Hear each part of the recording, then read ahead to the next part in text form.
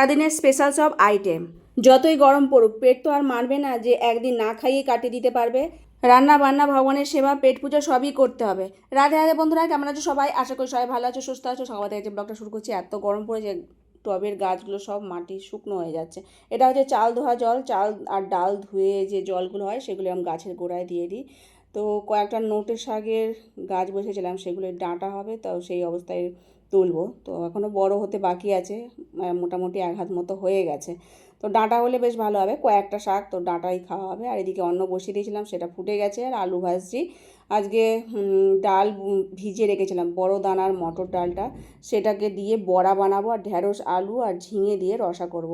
আলুটা ভেজে নিলাম, তারপর ঢ্যাঁড়স আলুটাকে হালকা করে ভেজে নিচ্ছি। তারপরে এটাকে নাবিয়ে নিয়ে ওই কড়ার মধ্যেই আবার বড়াগুলো ভাজবো। এর মধ্যে জিরে, আদা, কাঁচা লঙ্কা বাটবো। সেই জিরেটাকে একটুখানি ভাতে হাঁড়ির ওপর রেখে দিয়েছিলাম, গরম হয়ে গেছে। এখন এটাকে বেটে নেবো।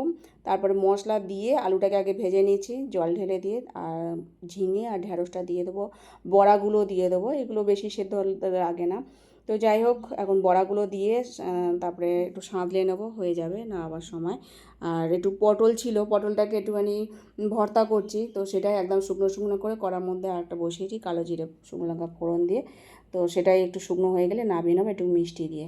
তো এই রান্নাবান্না হয়ে গেছে। একটুখানি পকোড়া আলাদা করে ভগবানকে ছোটো ছোটো করে ভেজে দিয়েছিলাম, সেটাই দেওয়া হয়ে গেছে।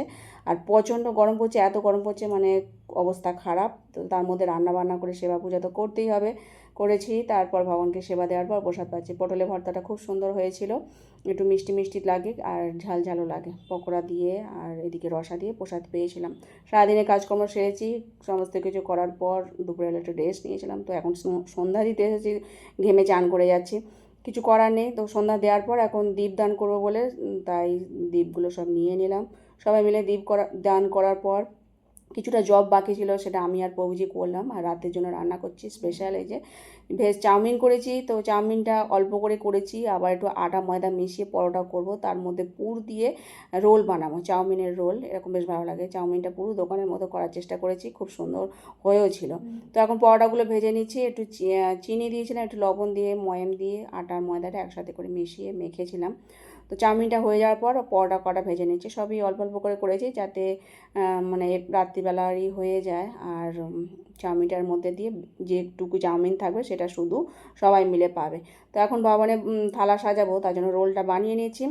প্রথমে চাউমিন দিয়ে দিলাম, তারপর শসা কুচি দিলাম, আর চাউমিনের মধ্যেই লঙ্কা কুচি দেওয়া ছিল। একটু no onion no garlic sauce দিয়ে রোল করে ভগবানকে দিয়েছিলাম। একটু শসা কুচি আবার একটুখানি চাউমিনও দিয়েছিলাম, দিয়ে ভগবানকে সেবা দিয়েছি। আর এই রাতের আমাদের মহাপ্রসাদ খুব টেস্টি হয়েছিল, এত সুন্দর বলার নয়। বাচ্চারা সব আনন্দে করে প্রসাদ পেয়েছে।